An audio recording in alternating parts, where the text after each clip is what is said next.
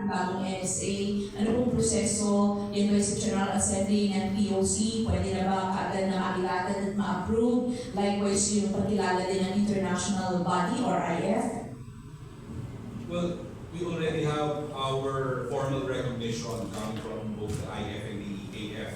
Okay. We already presented it during our first General Assembly a few days ago. Meron na po tayong recognition at we are also recognized already by the Olympic Committee during our last General Assembly. So lahat po, everything is in order. We have our second registration and all. Siguro kulang na lang yung FA. Kulang na lang yung national assistance. Okay. Yun na muna to help, no? Kasi siyempre, we are also private sector. Medyo mahirap din na lahat na lang galing sa bulsa mo. Diba? Umina tayo ng dito, wala problema. So we definitely need the help of our government on this. Thank you. Good morning, Attorney Marco. Rico Rega po sa Abante. Sir, ano po yung inyong plano ngayon as new president ng Billiards? Kasi dati, yung Billiards pinasok sa palarong babansa, pinasok sa Batang Pinoy. Pero after ng 1 year, nawala. Inalis din sa palarong babansa. And then, may mga players na gustong ibalik pero hindi na kursunada ng DepEd. Sa inyo po bang liderato maayos ulit natin yung grassroots?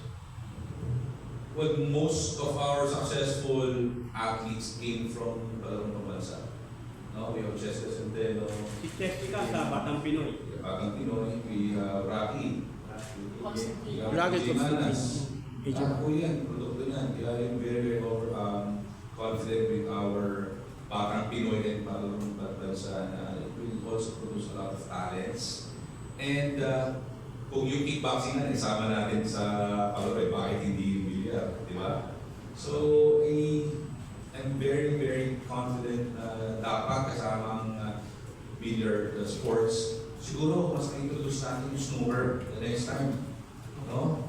Kasi, hindi lang puro lang nilalaro ngayon. And we have a very bright future with K-ball. I don't know if any one of you is familiar with K-ball. So it's a growing sport in China. Napakalaking sport din ito, no? Actually, si Basi is a very good K-ball player.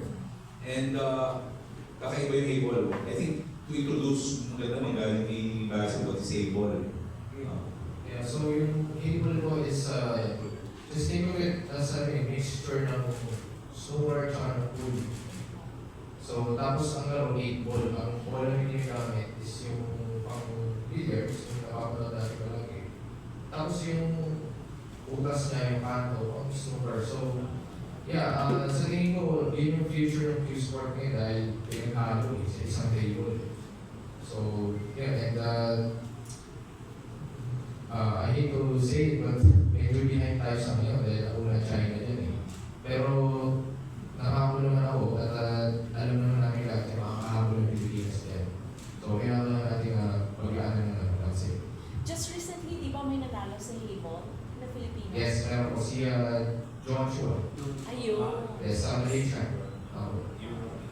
And si Rocky din po, babae, meron na Oo, rin. yes, tama. Siya Yes. nanalo. So, partida, mga bago lang yun. So, what more pag natin, tumuloy pa tayo. Follow-up, Sir Marco. With regards